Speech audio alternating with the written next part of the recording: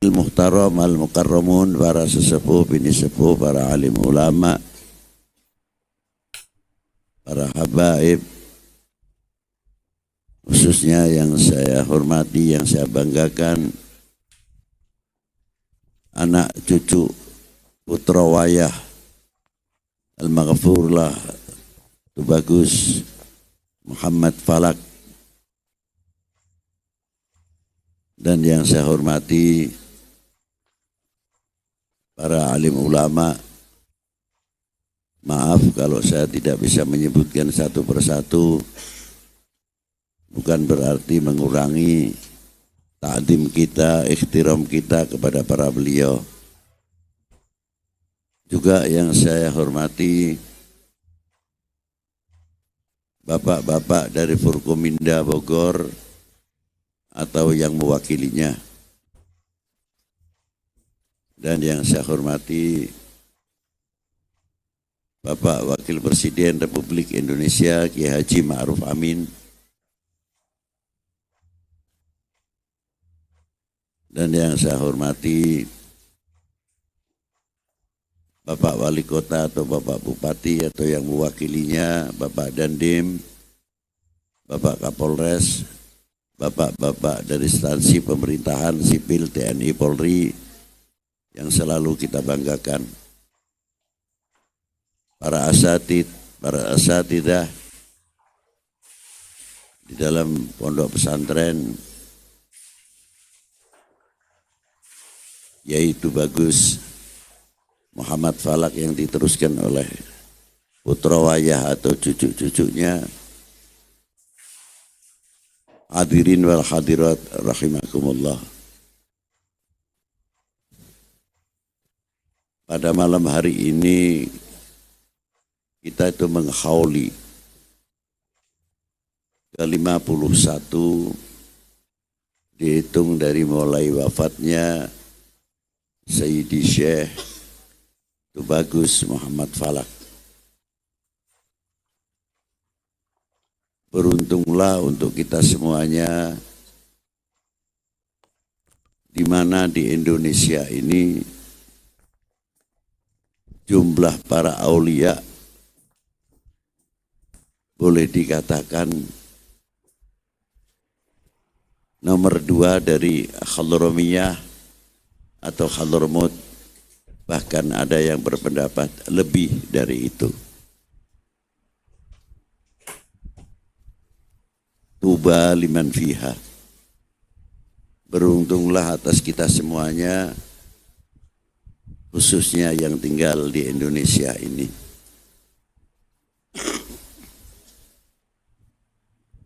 Kalau kita hitung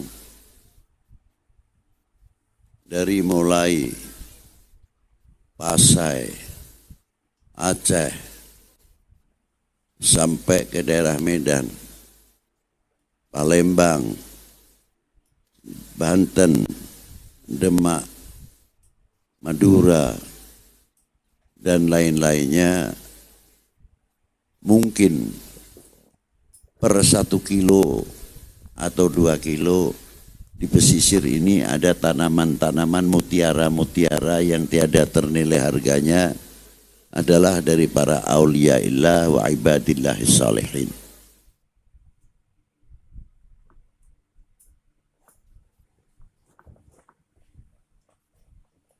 Jumlah auliyaillah yang ada di Indonesia ini bukan ratusan lagi, ribuan. Ada yang mastur, ada yang masyhur. Belum tentu yang masyhur mengenal yang mastur, tapi setiap aulia yang mastur pasti kenal yang masyhur. tugasnya yang mastur penyangga ulama-ulama yang masyhur, disangga dari ulama-ulama aulia-aulia yang mastur. Makanya ada pepatah al-masyhur min barakatil mastur.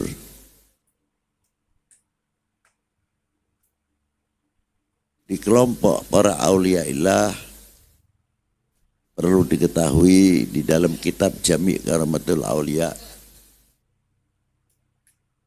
para aulia itu kalau wafat, kalau meninggal itu dari kota pindah ke kota.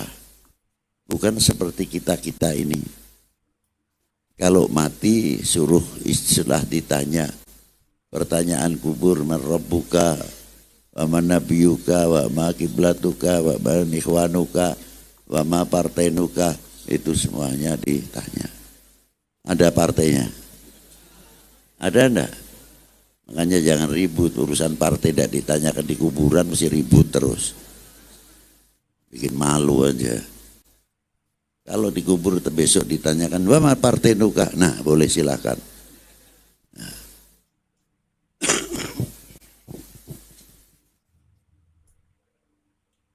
Para aulia illah, kalau para mukmin biasa setelah bisa menjawab disuruh tidur, nanti dibangunkan yaumil qiyamah. Terkecuali keluarganya datang untuk berziarah. Nah, orang yang berziarah kubur itu bagaikan saya umpamakan penyiar TV. Bacaannya membacakan agenda yang akan diadakan di dalam TV. Tapi dengan senyumnya yang luar biasa. Tidak melihat yang menonton TV. Padahal yang nonton TV itu macam-macam. Ada yang pakai salon pas di kepalanya. Ada yang sakit gigi. Ada yang sedang bergurau dan lain sebagainya. Dan ada yang sakit lainnya, kena flu dan sebagainya. Orang yang nonton TV bisa mengetahui penyiar TV, pembawa acara TV. Tapi penonton TV tidak mengetahui yang melihat TV.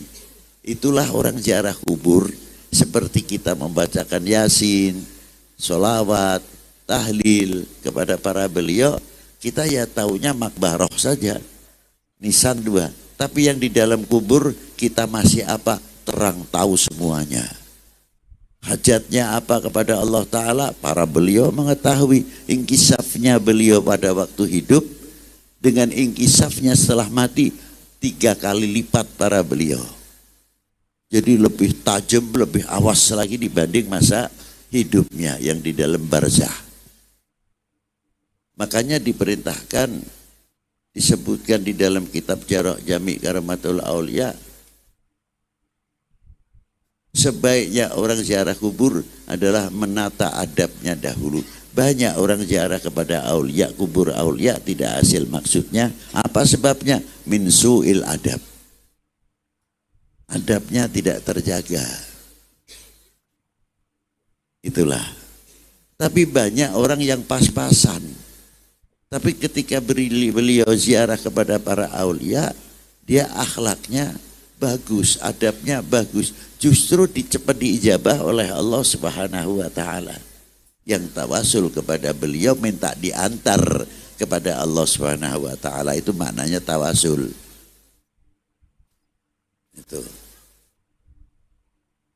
Nah, para aulia ilah tersebut yang di dalam kuburnya yang hafidul Quran atau yang ahli tadarusil Quran sampai sekarang masih tadarusil Quran. Jangan dikira tidak. Yang ahli qiyamul lail masih qiyamul lail. Yang ahli salawat kepada Nabi masih mendawamkan salawat Nabi. Yang ahli zikir sama. Loh apa tidak putus? Tidak. Tidak putus. Karena apa? tajdidul amal fi hayatihim, memperbarui amal kehidupan beliau ketika di dunia, diperbaiki, diperbarui terus.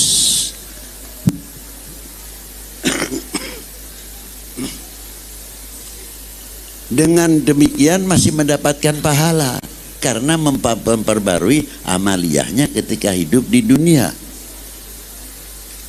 Inilah. Ma'asyiral muslimin rahimakumullah. Yang ahli silaturahim masih keliling. Apalagi ahli darok, diberi wewenang oleh Allah Ta'ala kalau dipanggil masih keluar dari kuburnya untuk menolong al-mu'min, al-muslim. Itu apa, ada hadisnya. Boleh-boleh saja kalau tanya, tapi yang saya tanyakan itu, tanya Anda yang ahli hadis, apakah belum, apakah sudah mempelajari mustalahul hadis?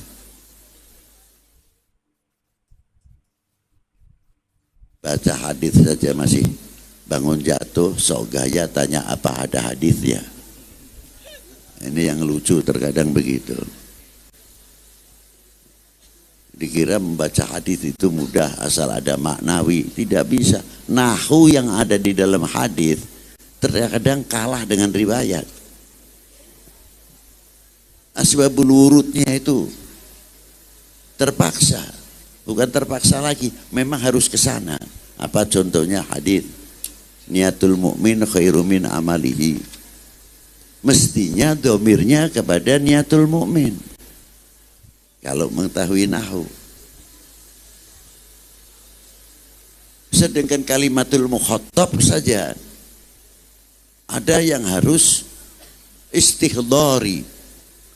Artinya ketika kita membaca Assalamu alayka ayuhan nabiyyu wa rahmatullahi wa barakatuh, kita harus menghadap kepada Rasulullah seolah-olah Rasulullah di hadapan kita. Itu namanya mukhatab istighrariyah. Bukan Assalamu alayka ayuhan nabiyyu wa rahmatullahi wa barakatuh, cukup begitu saja. Makanya kalau orang mengetahui bahwa ketika kita sholat dan sering kita membaca Assalamu alayka ayuhan nabiyyu wa rahmatullahi wa barakatuh, apa aplikasinya, sosialisasinya setelah kita istighdar kepada Nabi Sallallahu Alaihi Wasallam? Nah, ketika kita memberikan salam kepada para aulia, kalau kita yang ziarah itu kita datang, berdiri salamullah ya sadah minar rahman yaghsyakum, yang dalam kubur itu ikut berdiri. Bacakan. Nah, saya lanjutin hadis itu dulu. Niatul mu'min khairu min amali. Sahabat Umar dengan sahabat Utsman datang ke Rasulullah sallallahu alaihi wasallam minta izin untuk menutup jurang atau sumur yang agak lumayan dalamnya, tapi orang-orang itu sering lewat jalan situ kalau mau ke Suglel.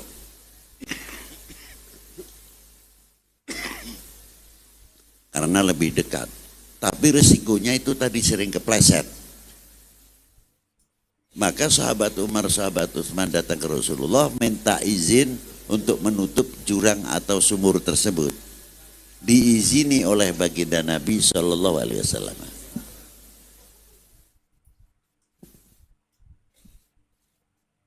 Di belakang itu jangan ngobrol aja itu.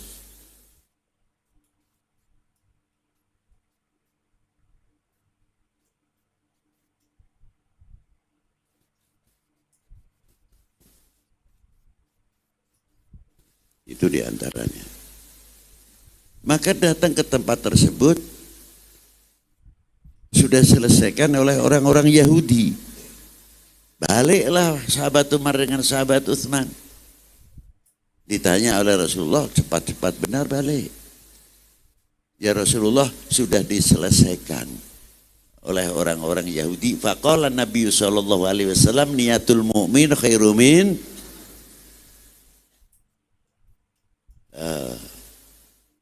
jadi tidak mudah, tahu rutul hadis itu tahu. Jangan sok gaya ada hadisnya tidak. Ya kalau tanya saja sih bagus memang kalau mengetahui. Tapi kalau sok itu ya jangan. Ya Rabbi salli ala Muhammad ya